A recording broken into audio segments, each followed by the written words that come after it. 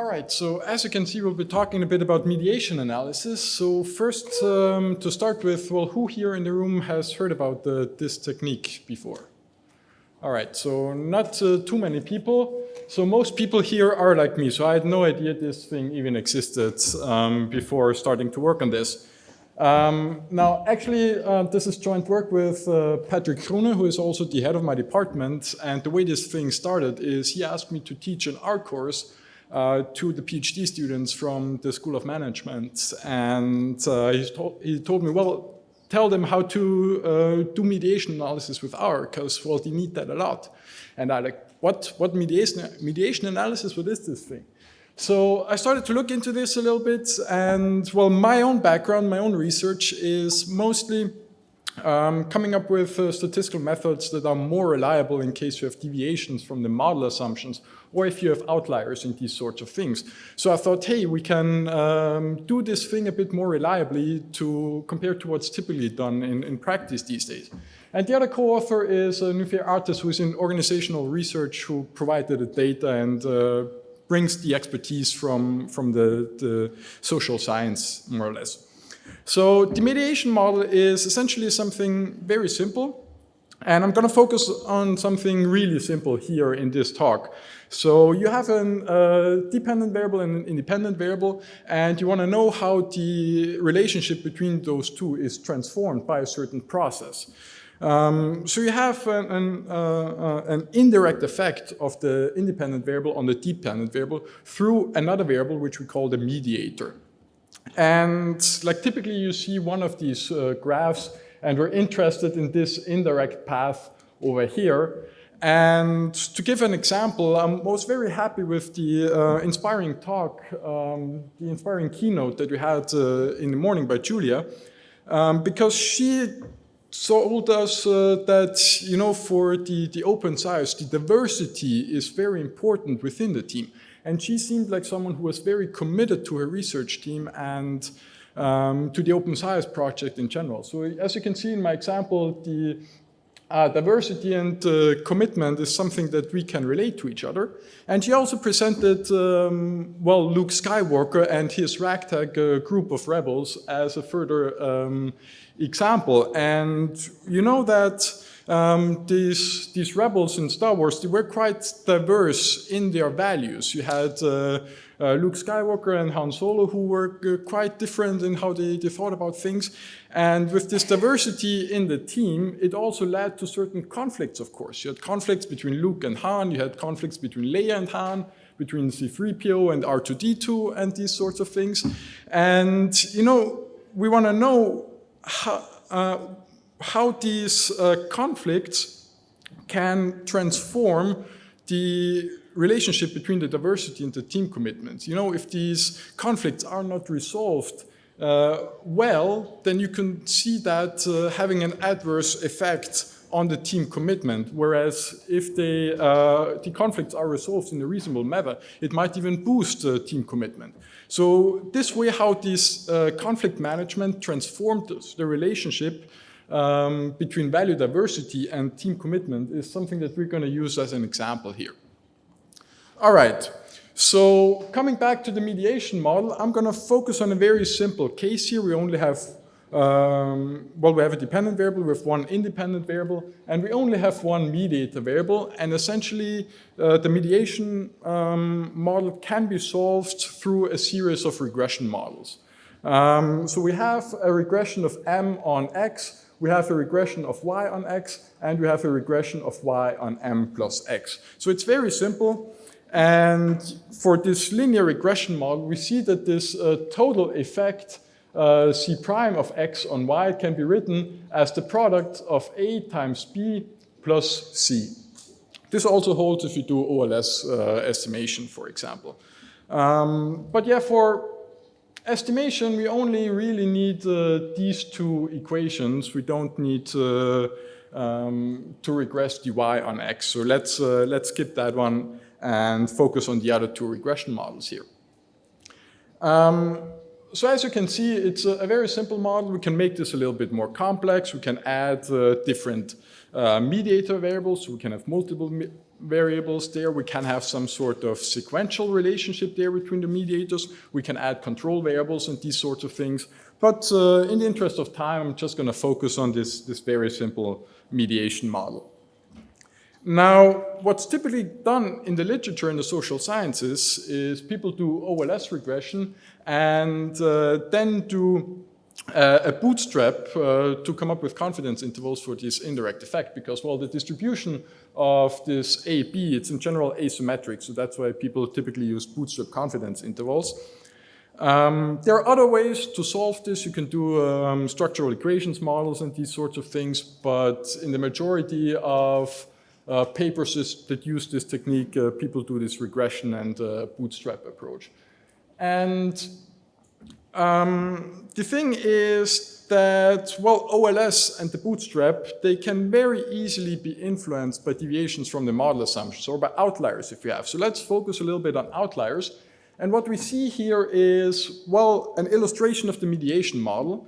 And for simplicity, I used an independent variable x that is binary, because that way I can nicely plot the different regression models. So each of the regression that we had is now represented by two parallel lines. So we see these vertical lines are the regressions of m on the x variable.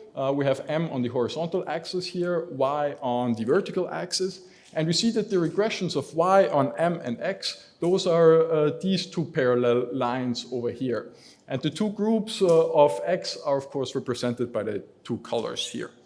Now, the indirect, it also illustrates how we can interpret the indirect effect, because what we see here is the indirect effect, it shows up here. And what that tells us is, well, if the m variable changes by a due to a change in x from 0 to 1, then our y changes by a times b. So this is essentially how we can interpret this indirect effect.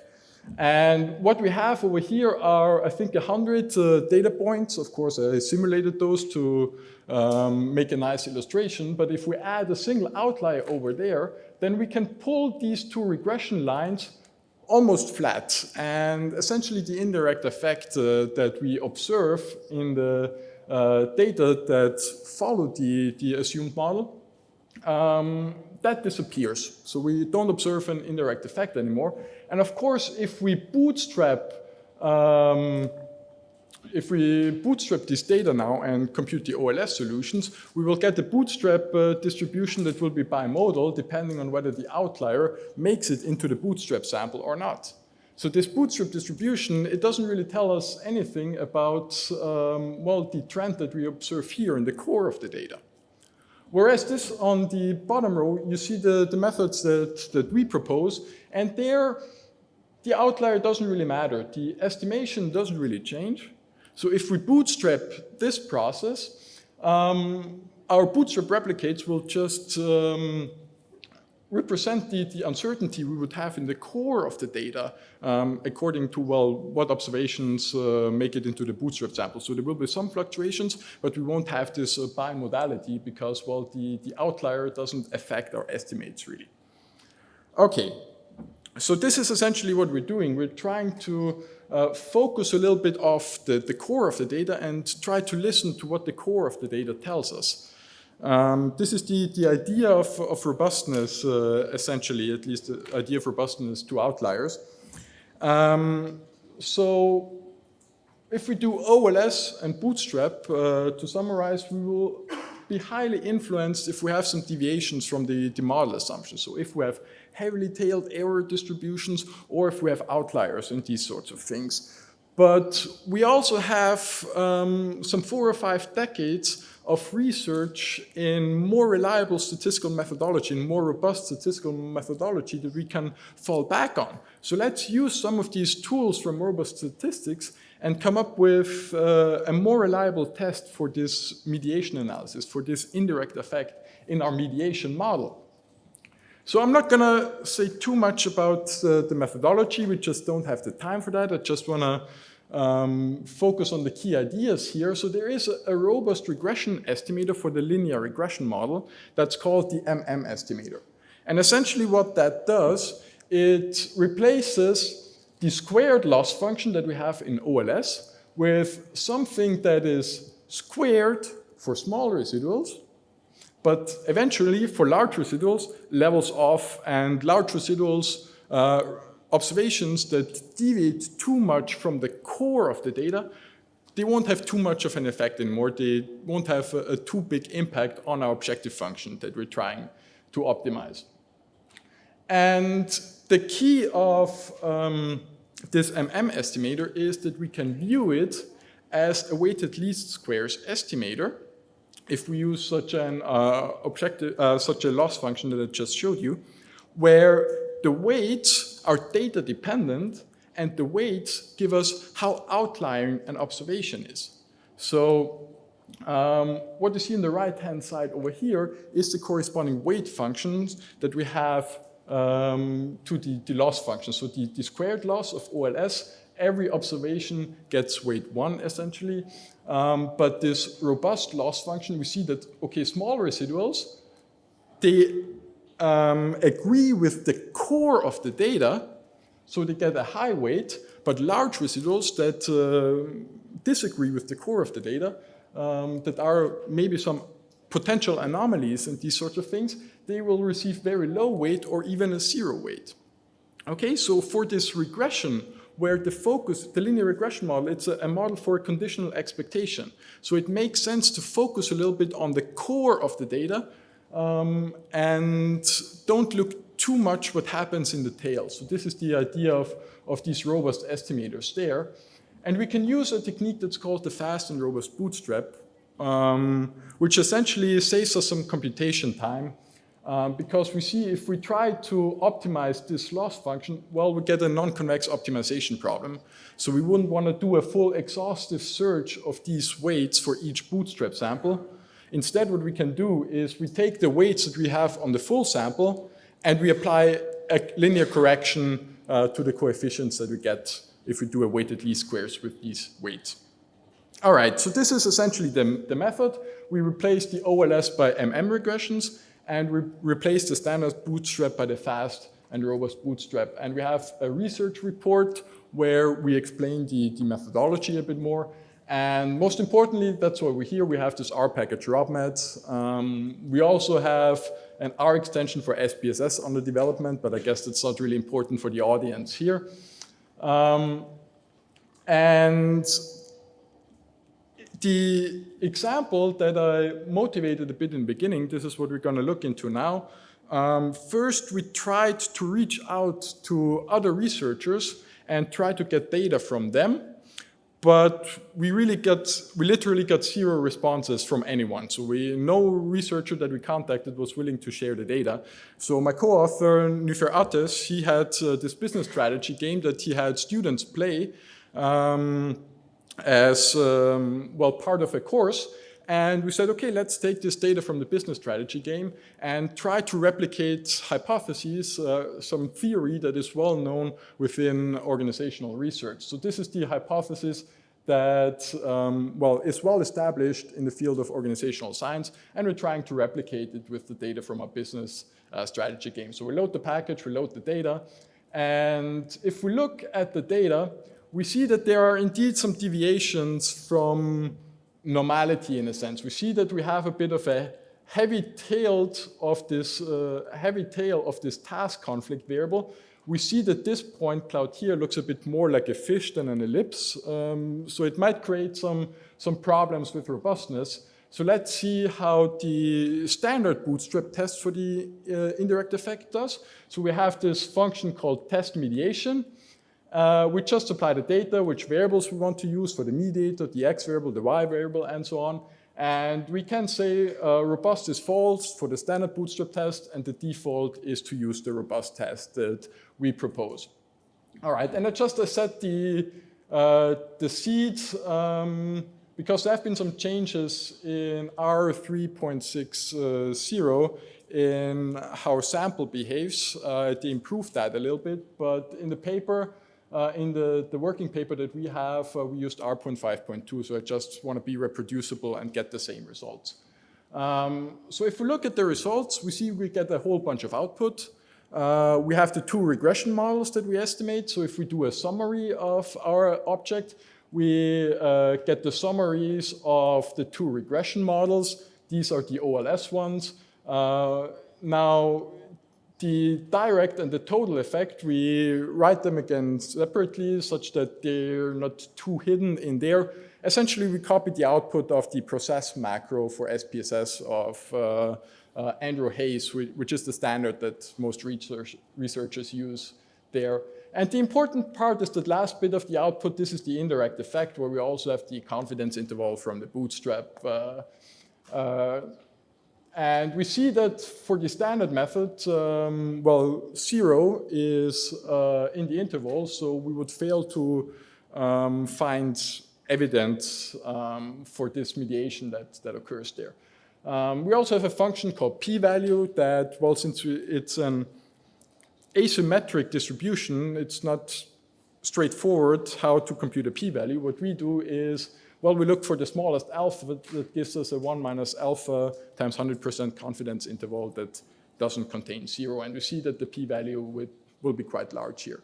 So if we focus on, if we switch to the robust method, we see that the output is a little different there. We see that the confidence interval does not cover 0 there. The p-value is quite small. Of course, we shouldn't look only at the p-values, but I'm not too familiar with the data. I don't know what the scales are of the data. I don't know what the standard deviations are. So I cannot say too much about the effect size there. My co-author was happy. That's what I can tell about it. But for me, these data don't mean much. I'm not in the domain. All right. So we also have some nice visualizations. We can make a plot of the Bootstrap distributions and compare the two with some shaded areas for the confidence intervals, for example. We have the typical methods that you would expect for the object that gets returned, like we have a coef, a confint, plot, print, summary, and so on, that some of which we have already seen. We have other methods, other proposals for mediation analysis that you can find in the literature. So one that uses vinsorization, another one that is based on median regression. So we have those in there. And we can also handle multiple mediators or additional covariates. So it just focused on the simple mediation model just for this talk. You can do more with the package. So what's still to do? Well, so far we focused on continuous variables. The methodology is not quite clear yet what to do if we have binary and nominal ordinal outcomes, so there needs to be some new robust estimators probably to be developed there. There's other mediation models that become a bit more complex. This, you add an interaction, then you call it mediated moderation or moderated mediation. I always forget what the difference is between the two. But most importantly is that we've done a lot of simulations. Of course, if we have nicely behaved data, we lose a bit of power. But if we have deviations from the model assumptions, our method seems to be much more stable. So I would recommend using that. And we have the R package robmed that's out on CRAN. All right, thank you.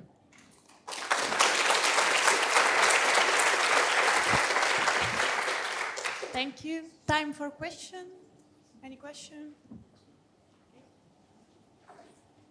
In the approach that you take to mediation analysis, you have 2 or maybe 3 separate regressions. Mm-hmm. If those are done robustly, you may end up with different weights in the different regressions.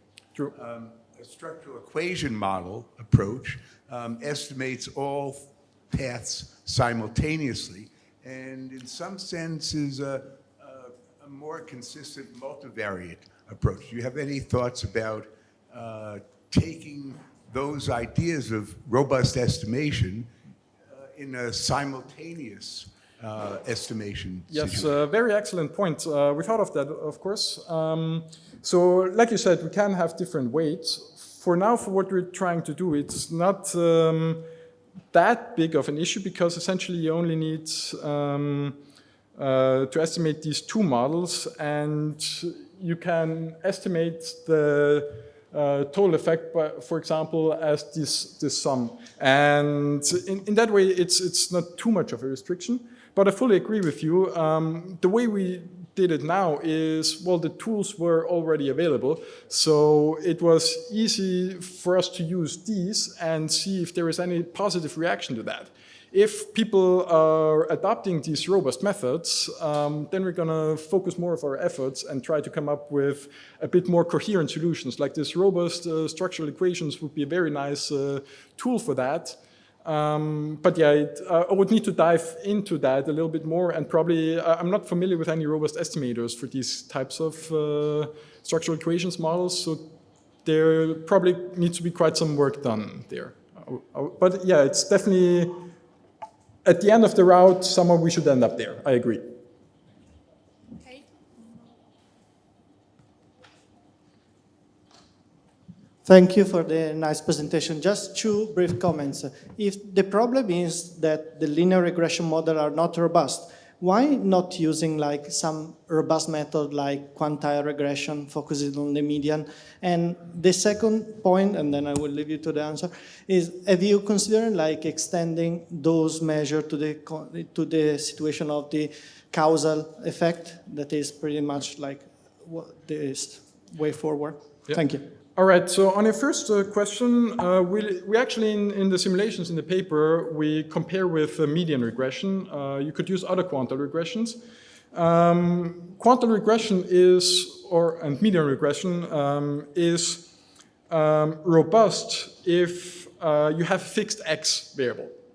Okay, so if it's up to the design of the experimenter to give the x values, then quantile regression is robust.